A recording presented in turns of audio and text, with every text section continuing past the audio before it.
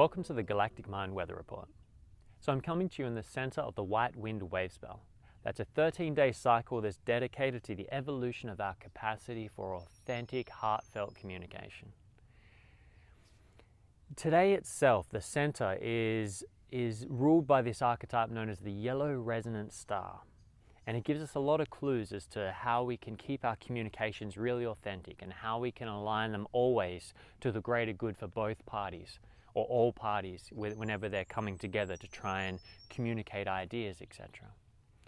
And the yellow resonant star is all about really connecting our emotional bodies to the beauty of the potential of what's going on, to see the architectural patterns, to understand the patterns and the elegance of how these different perspectives are coming together, not to fight each other so that one can reign supreme and win, which is the way we've done communication in the past. We come together, I've got one belief, you've got a belief, we come in this communication, and often the old way of doing things is we're so focused on winning a debate.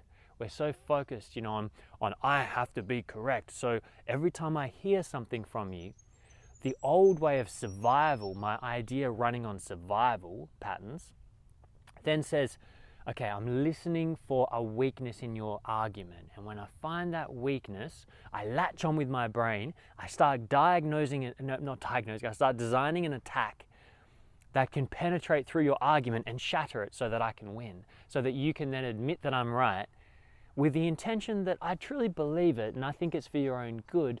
But again, this is an old way of having this argument, of having these discussions and debates, from the idea of this duality that one is right, the other is wrong. And the debate is about who is right or wrong. And the yellow resonant star and this whole wavespell of the white wind is really kind of bringing in this, and evolving this idea to a point where we can move forwards in our communication skills, to a place that we look at it as alchemy rather than a debate. Conversations relating, in my perspective, through this work, is about bringing these two different essences together, two different perspectives, two different life experiences. So I bring my idea to the table, you bring yours. We sit down together, and instead of trying to compete to see who's right and wrong, we begin to explore them together. So you share yours and I listen. I listen with an open heart, without agenda to prove you wrong, but rather with an agenda to find out where you're right. To listen with an optimistic heart and ear, not ignorant, so not just accepting everything as being right and beautiful and true that someone says to you, but truly listening though, not to where they're wrong, but listening to where they feel like they're right, where they're flowing. What is that piece that they're bringing to the table contributing? Because everyone's perspective will have some gold in it. And that gold is probably surrounded by a lot of mud and crap and other old dogmatic ideas. But within all of that, there's also some real gold to be found. And if we're going to start evolving as a human species, one of the core things we need to evolve first and foremost is our capacity to listen to each other with an optimism, with a life-affirming, heart-open capacity to hear the other person and where they're coming from, to hear what they're trying to say underneath these words that may be coming out clumsily, or they may be offending you in the way that they come. But instead of attaching to, I'm offended, that offends me, I can't listen to anything else you've got to say, we just listen through the heart. Okay, that was a bit offensive, but does that person really mean it? Is that person's intention actually to offend you and hurt you, to try and beat you? Or are they actually trying to share something meaningful to them? And they may have just kind of clumsily hit on some sore points that they didn't realize were there. This happens. And so if we can move away from this idea of trying to protect ourselves from being offended, to moving into a place where we actually embrace differing perspectives, and we understand that people will take it personally sometimes, and that's okay, then we can start creating some heat. We can start getting authentic and juicy in our conversations and speak our momentary truth, because that's all we have. It's ready to change, and be willing to listen to each other.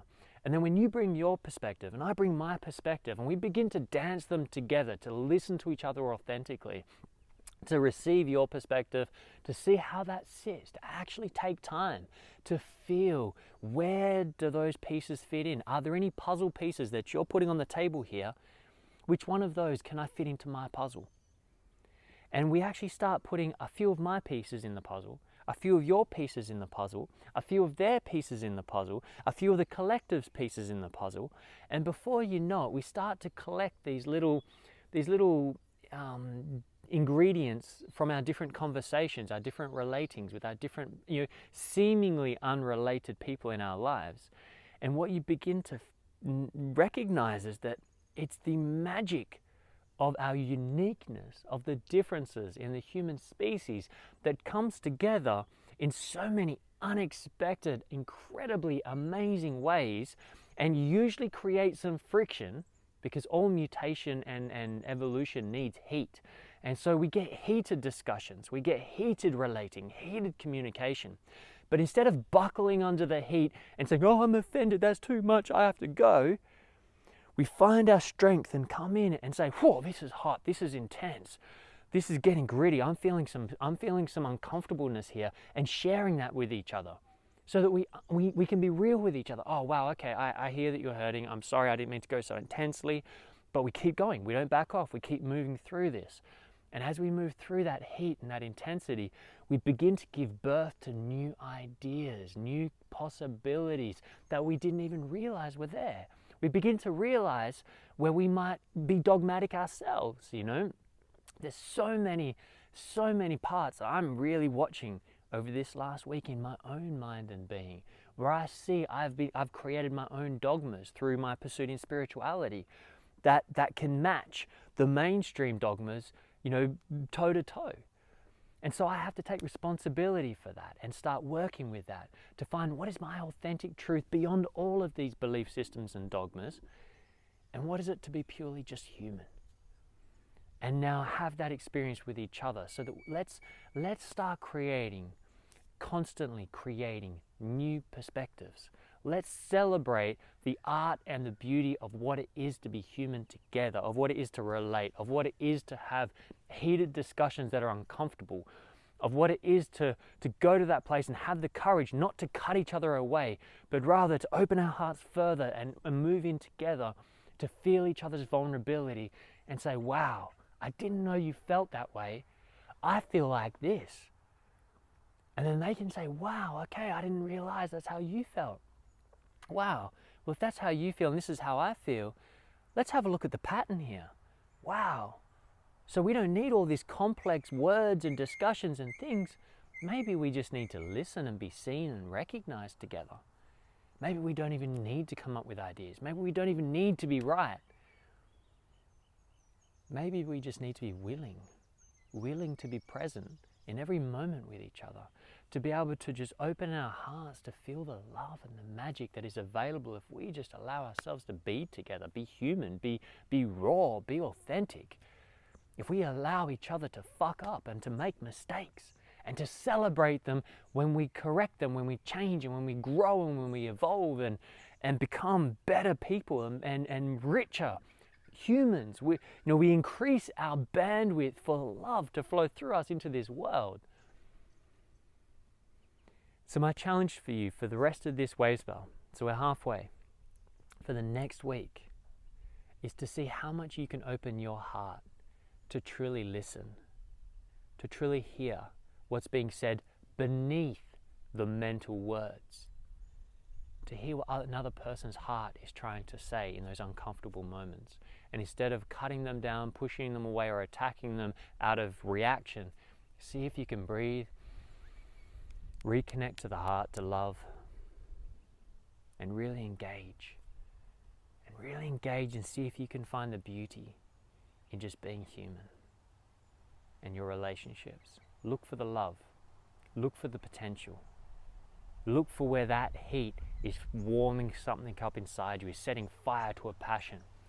And rather than reacting, respond by using that heat, using the friction of your communications and your relationships to continue to breathe that spark into a blazing fire inside yourself. A fire of passion and creation. Let's go forward and start making peace in this world, because the more you can open the bandwidth of your own heart, the more you can allow love to flow into this reality. And the more of us that are doing that, the more love that is available on this planet to override that instability and anxiety. The more light begins to shine into this planet, right deep into the shadows, to expose the intolerance, the disconnection, and really shine the light into those scary dark places, so that we can have the courage to walk there and to once again reconnect to the fullness of our humanity and accept the shadow and the light, and to allow it to create this beautiful imagery, this beautiful journey of what it is to be human. So enjoy the rest of this Wavespell. May the winds of grace fly under your wings. And I'll see you in a week. Much love. In Lakesh.